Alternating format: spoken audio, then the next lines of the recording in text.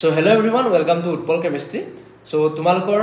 already পৰীক্ষাসমূহৰ ডেটসমূহ দি দিছে আৰু পৰীক্ষাসমূহৰ ডেটসমূহ এটা আছে 4 তাৰিখে 6 তাৰিখে 9 তাৰিখে সো এটা উইকতে গোটেই লাইভ মানে এমএসসি তুমি কৰিব পাৰিবানে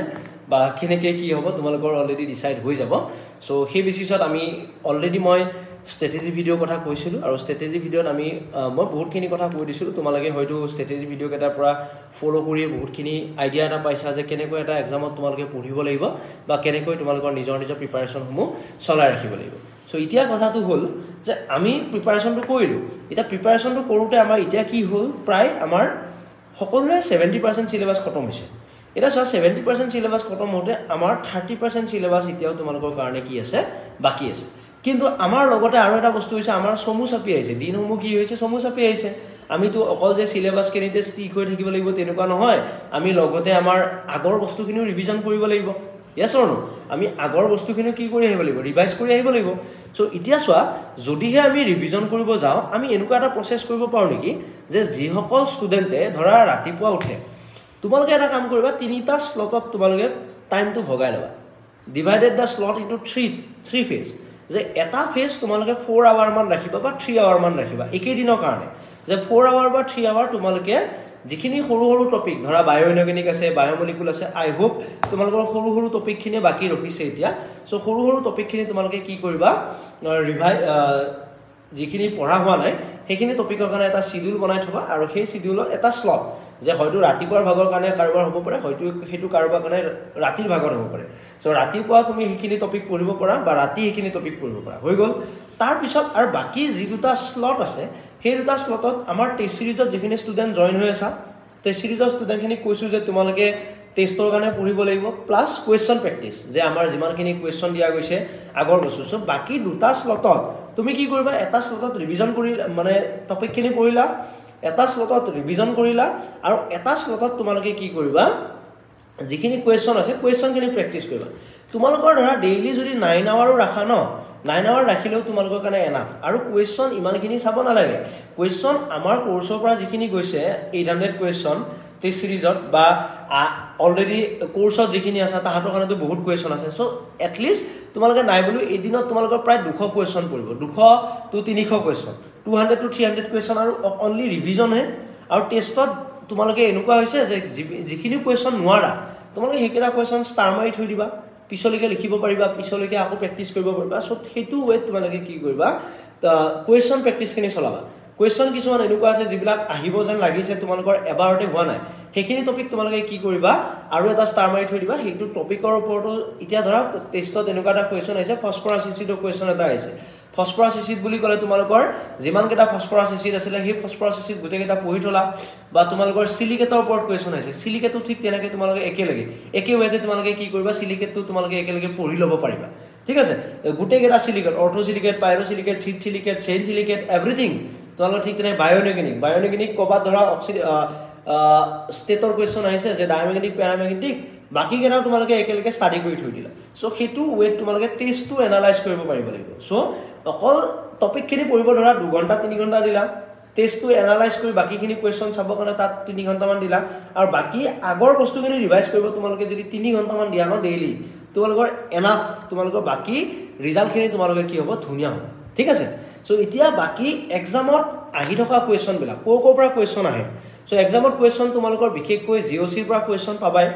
জিওসি আৰু এৰোমেটিসিটি কোৱেশ্চন এৰোমেটিসিটি তোমালোকৰ কোনটো এৰোমেটিক কোনটো নন এৰোমেটিক এন্টি এৰোমেটিক তাৰ পৰা কোৱেশ্চন পাবাই হেটাৰোসাইক্লিকৰ তোমালোকৰ পিৰিডিনৰ ৰিএকচন আহিব পাৰে মাইকেল এডিছনৰ ৰিএকচন আহিব পাৰে ফিউৰেন এচিডিটি সিচিডিটি গুটেখিনি বেচিডিটি সো এইখিনি বস্তু চাব পৰা অক্সিডেশন আৰু ৰিডাকচন বেস ৰিএকচন যিমানখিনি আছিল সো তাৰ পৰা কোৱেশ্চন পাবা নেম ৰিএকচন যেটা মই সিৰিজ চলাই আছো সেই সিৰিজৰ পৰা নেম ৰিএকচনৰ কোৱেশ্চন পাবাই লগতে ষ্টেৰিঅকেমিষ্ট্ৰি বিশেষকৈ আৰএছ নোমেনক্লেচাৰ ইজেড এনানচিউম আৰু ডায়াষ্টেৰিয়াম এভৰিথিং অৰ্গেনিক স্পেক্ট্ৰোস্কপি তোমালোকৰ কাৰণে স্কোৰিং হয় অৰ্গেনিক স্পেক্ট্ৰোস্কপি তোমালোকৰ আইআৰৰ পৰা বা আইআৰৰ ফ্ৰিকুৱেন্সি ৰেঞ্জ তাৰছত তোমালোকৰ ষ্ট্ৰাকচাৰ ইলুচিডেশন এভৰিথিং এনএমআৰৰ স্পিন ষ্টেট এই গুটেবিলাক বস্তু চাই যাবা আইআৰৰ ৰেঞ্জখিনি আৰু বায়োমলিকুল তোমালোকে শৰ্টকৈ এবাৰ পঢ়িলে তোমালোকৰ বায়োমলিকুল টপিকটো কি হ'ব হৈ যাব ঠিক আছে নেক্সট আহিলে ফিজিক্যাল স্পেক্ট্ৰোস্কপি পৰা কোৰ পৰা বিশেষকৈ কোৱেশ্চন আহে কোনটো টপিক সলিড ষ্টেটৰ ডিফেক্টৰ পৰা কোৱেশ্চন পাবাই পইণ্ট ডিফেক্টৰ পৰা ফ্ৰেংকেল ডিফেক্ট স্কটকি ডিফেক্ট তাৰ পৰা কুৱেশ্যন পাবাই ডেনচিটিৰ পৰা এটা কুৱেশ্যন পাব পৰা বা ব্ৰেক্স লৰ পৰা কুৱেশ্যন আহিব পাৰে আৰ আৰু এৰ মাজৰ যিটো ফৰ্মুলা আছে তাৰ পৰা কুৱেশ্যন পাব পৰা আলফা বিটা এংগল যে দিয়ে তাৰ পৰা তোমালোকে কুৱেশ্যন পাব পৰা ফটোকেমিষ্ট্ৰি বিয়াৰ লেম্বাৰ্ট ল আৰু এটা কুৱেশ্যন মই টেষ্টত দিছিলোঁ সেইটো ৰিপিট হৈছে এইবাৰ চ' ফেজৰ কুৱেশ্যন চ' এইখিনি বস্তু তোমালোকে ৰিপিট হ'ব ফেজৰ তোমালোকে কি কৰিবা কনগ্ৰুৱেণ্ট পইণ্ট যেনেকৈ ৱাটাৰ আছিলে ছালফাৰ আছিলে ৱাটাৰ ট্ৰিপল পইণ্ট এইখিনি বস্তু তোমালোকে ভালকৈ চাবা ইলেক্ট্ৰকেমিষ্ট্ৰি তোমালোকৰ ইএমএফৰ কেলকুলেশ্যন নাৰ্ছ ইকুৱেশ্যনৰ পৰা and cathode liquid junction potential Faraday battery এইখিনি বস্তু সৰু সৰুকৈ টপিকখিনি পঢ়ি যাবা তাৰপিছত ইকুইলিব্ৰিয়ামটো তোমালোকৰ দুইটাৰে ইম্পৰ্টেণ্টে হয় জানাই নেক্সট আহিলে সাৰফেস